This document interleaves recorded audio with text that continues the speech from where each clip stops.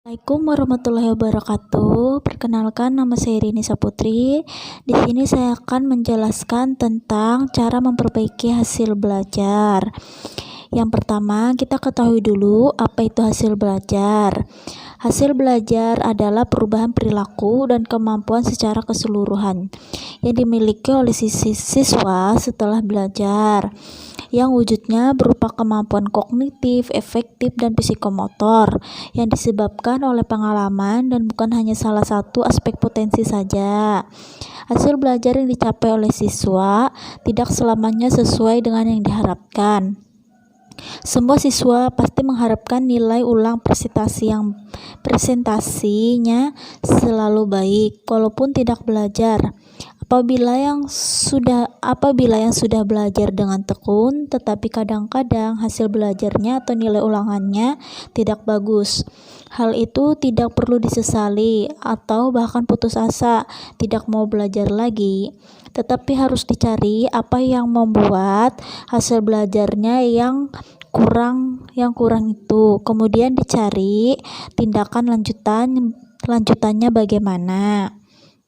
Yang kedua, pada umumnya yang menyebabkan hasil belajar atau nilai ulangannya dicapai siswa kurang baik antara lain. Yang pertama, tidak mempunyai buku materi pelajaran siswa hanya mengandalkan keterangan yang disampaikan oleh guru pengajar di kelas. Yang kedua, belajar kalau mau ulangan saja. Yang ketiga, malu bertanya. Sikap ini banyak dimiliki siswa pada umumnya, padahal malu bertanya sesat di jalan.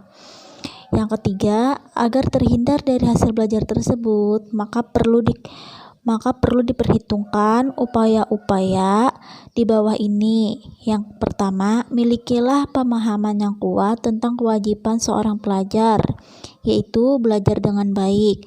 Yang kedua, belajar dengan teratur. Hal ini bisa ditunjukkan dengan membuat jadwal belajar harian.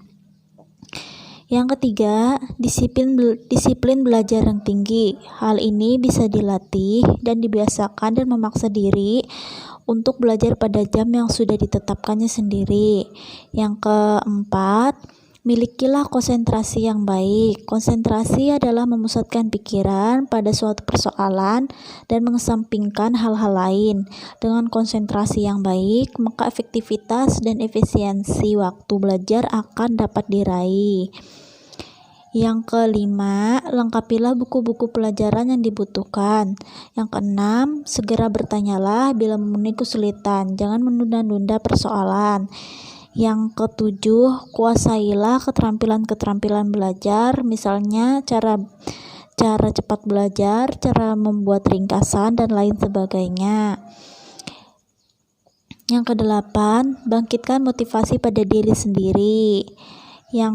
Yang kesembilan, carilah sumber kegagalan dan mintalah bantuan kepada pihak-pihak yang mampu. Sekian dan terima kasih penjelasan materi dari saya. Wassalamualaikum warahmatullahi wabarakatuh.